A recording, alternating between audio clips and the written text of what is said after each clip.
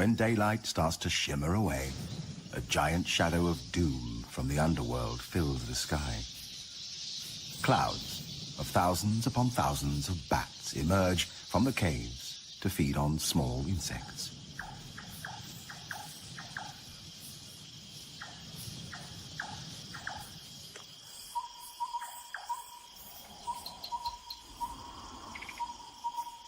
When the night shift begins, different species take over. A night owl, various tree frogs,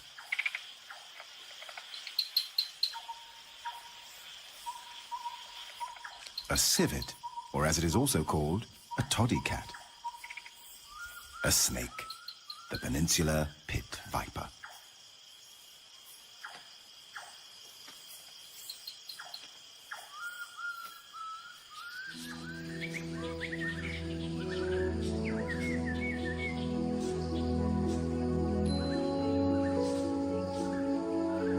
Tropical rainforests are home to many kinds of colorful birds. The red-breasted parakeets,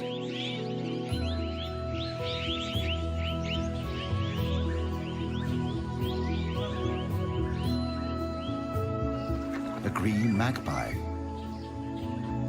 whiskered tree swift, Chinese pond heron, and a fish eagle. A white-throated kingfisher, blue magpie, plain prinia, superstar of Bung Porapet Lake, the pied kingfisher. This boldly patterned black and white plumaged bird may watch for prey from a perch, as many other kingfisher species do. Then they dive into the water, creating a shower, reappearing with its stabbed prey in its bill.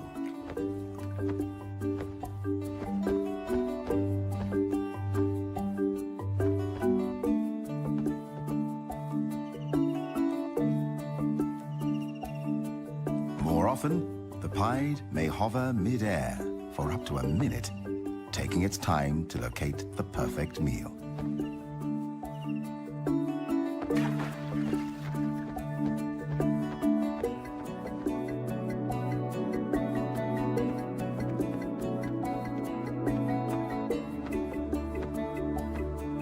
The pied kingfisher is the largest bird capable of a true hover.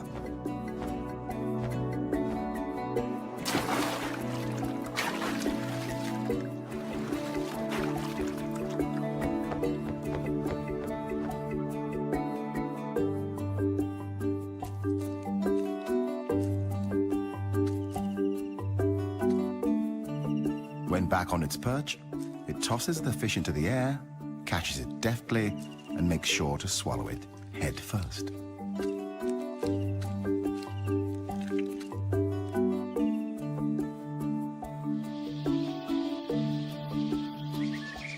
Birds have 4 primary needs: food, water, shelter, and a place to raise a family.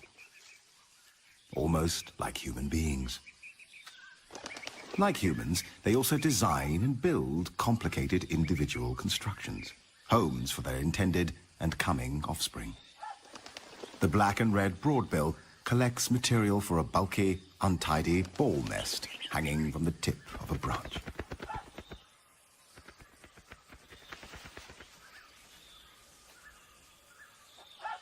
The hornbill seeks out a suitable cavity in a tree and uses clay and mud to seal it from predators. The Asian open-billed stork builds a rough platform of sticks, often on half-submerged trees. The great yellownape uses its beak to create larger holes for its nests. Baya weavers are known for their elaborately woven pendulous nests. These are created with a central nesting chamber. The highly complicated construction is made with long strips of paddy leaves, rough grasses, and strips torn from palm fronds. The olive-backed sunbird builds a hanging flask-shaped nest with an overhanging porch at the entrance. The outside is often untidy and decorated with dead leaves and seed cases.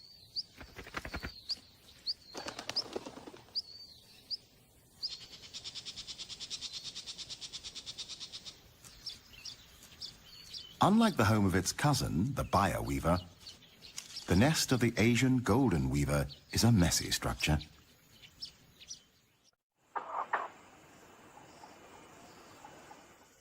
Once constructions are built and the chicks have hatched, a frenzied feeding begins. Endless days and nights finding prey for apparent infinite open and thankless mouths. Feeding the usual range of food, such as invertebrates, small animals, and fruit.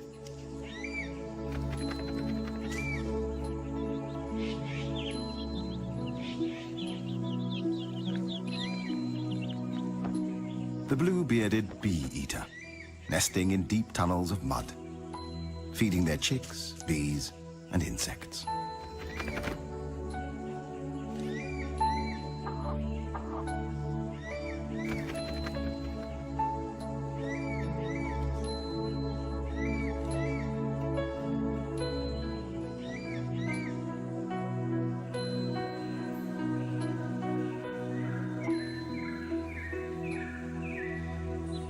It's not always easy to keep a nest clean.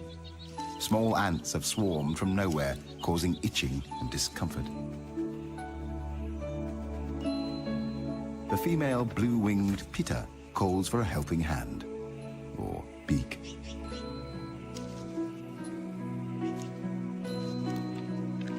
The male helps clean up by removing a sticky substance from the offspring's bottoms.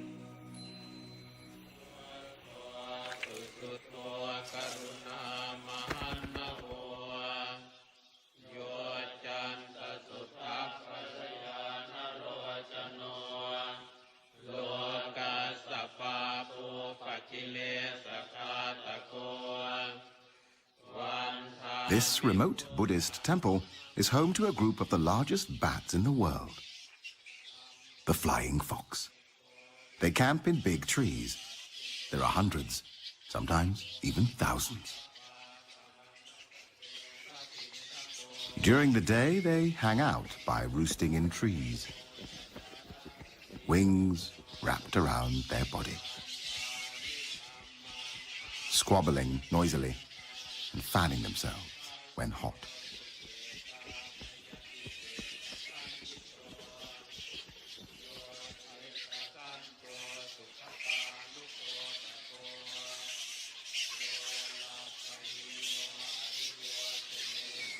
Favored roost sites are used for many years, and the trees become stripped of bark and foliage by the bats' sharp claws that help them cling to branches.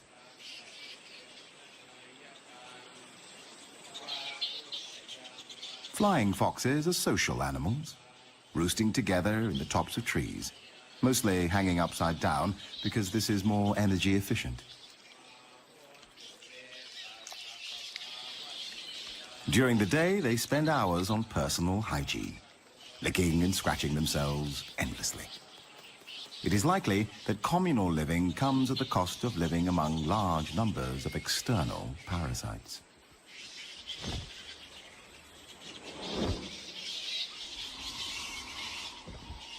The temple camp is a base from which flying foxes make their day and nighttime foraging trips.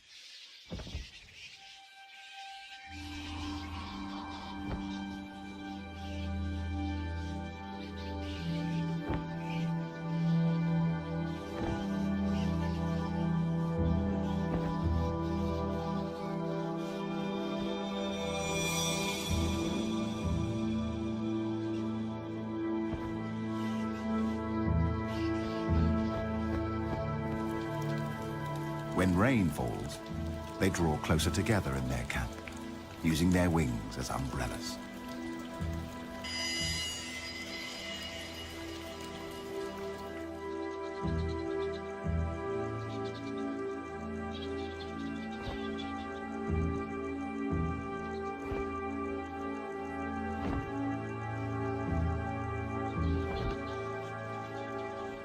A flying fox, penetrating the sky like a vampire from a Gothic novel.